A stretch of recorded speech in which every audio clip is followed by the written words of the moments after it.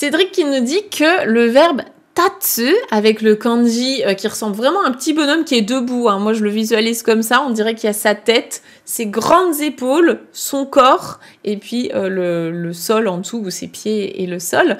Donc ce kanji-là, tatsu, il représente le fait de se tenir debout, se mettre debout.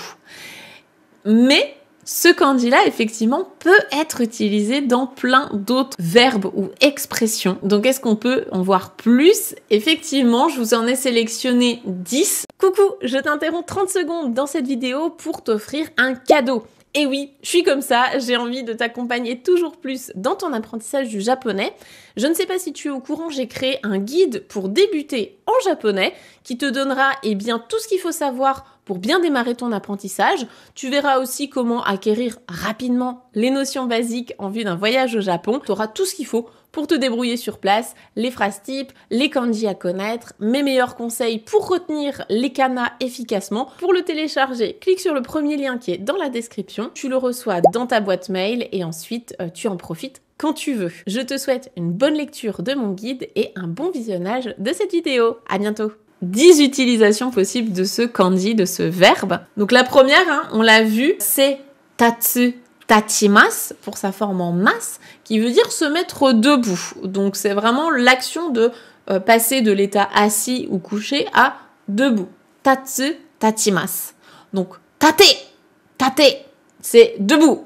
Impératif, mettez-vous debout. Dans ce sens-là, on a aussi, donc toujours avec le verbe tatsu, utilisé tout seul, mais on va dire dans d'autres contextes, en tout cas qui pourraient se traduire un tout petit peu différemment en français. On va avoir, quand on parle des arbres, donc par exemple, ki ga tatteiru, on va pas dire en français qu'un arbre se tient debout, c'est un peu bizarre.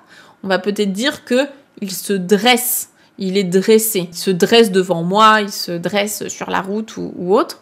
Donc ki ga tatteiru, c'est un arbre qui se dresse, et to c'est une tour. To ga tatteiru, pareil, une tour se dresse au loin ou s'élève, ça peut être aussi s'élever. En tout cas, on va pas forcément dire qu'une tour est debout, c'est un peu bizarre, mais c'est bien le même verbe. Donc en gros, c'est quelque chose qui est debout à la verticale. Donc soit un arbre, soit une tour, soit un humain, bien sûr. Autre usage très très utile de ce verbe, justement, c'est pour dire être utile. Ça, on va beaucoup le croiser, notamment à partir du GLPT 4 en général, niveau N4. On va croiser le verbe yaku ni tatsu. Yaku, c'est une fonction. Tatsu, on est toujours sur être debout, mais là, on va pas le traduire mot pour mot, on va le traduire en un seul bloc.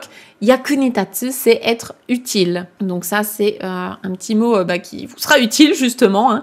Yaku ni tatsu, yaku ni tachimasu. Une autre utilisation de ce verbe, là, on va le combiner avec un autre kanji, avec le kanji des yeux. Medatsu, tous ensemble, ça va être se faire remarquer. Donc un truc un peu qui saute aux yeux, qui se démarque. Donc medatsu, se faire remarquer. Et si vous mettez le kanji de tabi, donc le voyage, l'aventure, l'excursion, tout ça, tabidatsu, c'est partir en voyage. Donc tabidatsu, partir en voyage. Voilà, deux petits verbes complémentaires, deux petites expressions qui pourraient vous être utiles. Ensuite, avec tatsu, tout court, là je vous donne 3 expressions avec 2 parties du corps et un autre nom. Si vous mettez quelque chose ga tatsu, ça va prendre des formes complètement différentes. Donc déjà, si on met le ventre, hara ga tatsu, quand on a le ventre qui se dresse, c'est un peu bizarre en français, mais en japonais, ça veut dire être énervé. Hara ga tatsu, c'est être énervé, s'énerver. Si à la place du ventre, on va mettre le bras, donc ude ga tatsu, donc avoir les bras qui se mettent debout, un peu bizarre aussi en français, mais ça veut dire être capable de quelque chose. Ça, c'est une autre expression qu'on utilise avec le verbe tatsu. Et autre chose qu'on peut mettre avec tatsu, ça va être une rumeur. Uwasa. Uwasa ga tatsu, ça veut dire qu'il y a une rumeur qui circule. Donc voilà pour ces différentes utilisations qui sont peut-être un petit peu plus insoupçonnées. Je vous donne aussi deux petites expressions complémentaires. Là, vous prenez pas, c'est un peu du bonus. On va avoir fude. Donc fude, c'est un pinceau. Fude ga tatsu, ça veut dire être un bon écrivain. Quand on a le pinceau qui tient debout, ça veut dire être un bon écrivain, quelqu'un qui écrit bien. Et une petite expression toute faite que vous pouvez retenir telle quelle. Sonna iiwake wa tatanai. Sonna iiwake. Donc cette excuse. Sonna iiwake wa tatanai. Elle ne tient pas. Donc ton excuse là, c'est pas valable, quoi. Ça tient pas.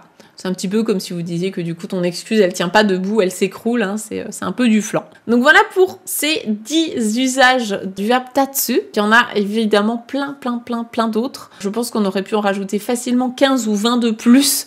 Donc là je vous ai sélectionné peut-être les plus pratiques au quotidien, celles que vous risquez d'entendre le plus, avec notamment bien sûr tatsu et yakuni tatsu, c'est vraiment les deux plus importantes à retenir pour aujourd'hui. Voilà pour cette réponse. J'espère que ça t'aidera un petit peu, Cédric.